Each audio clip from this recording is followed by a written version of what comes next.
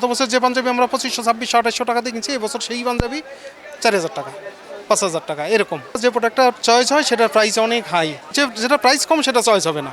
Available এই টাইপের যেটা ওরা বের করে দিবে সেটার প্রাইস অনেক হাই, অসম্ভব আকারে হাই। রিজনেবল বলা চলে, তারপর মানে গত বছর তুলনায় একটু বেশি। জিনিসপত্রের দাম 100% বাড়তি আছে।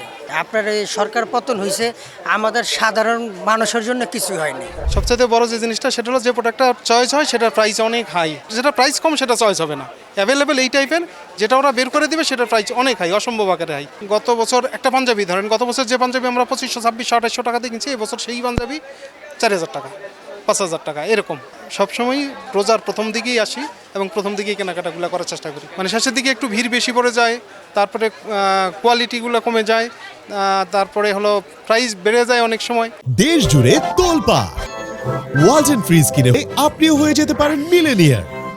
বাচ্চাদের জন্য শপিং করলাম, মেয়ের জন্য জামা নিয়েছি, ও নিজেই পছন্দ করেছে। ছেলে মেয়ে দুইজনের জন্য জুতা কেনা হয়েছে, আমার জামা হয়েছে। বাচ্চাদের জন্য আর কি আশা হয় তাড়াতাড়ি, দেরি হলে তো মার্কেট অনেক জ্যাম থাকে, ওদের নিয়ে হাঁটা যায় না, এই জন্য আমরা আর কি তাড়াতাড়ি শপিং করি।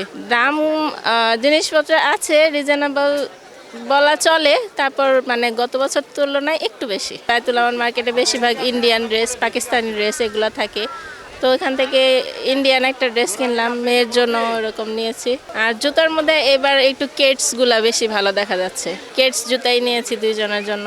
আমি গত এক যুগে দেখিনি 1 রমজান থেকে 10 রমজান পর্যন্ত বেচে কিনে এরকম, আলহামদুলিল্লাহ, মানে গত আগের চেয়ে অনেক ভালো। 1 থেকে 10 পর্যন্ত আমাদের থাকে না, আমাদের মূলত বেচে কিনেটা হয় আপনার 10,000 পর থেকে। কিন্তু এবার আলহামদুলিল্লাহ আমরা 1 থেকে 10, এখন আজকে তো 7 রমজান চলতেছে, আলহামদুলিল্লাহ ভালো বেচে কিনা। জিনিসপত্রের দাম 100% বাড়তি আছে।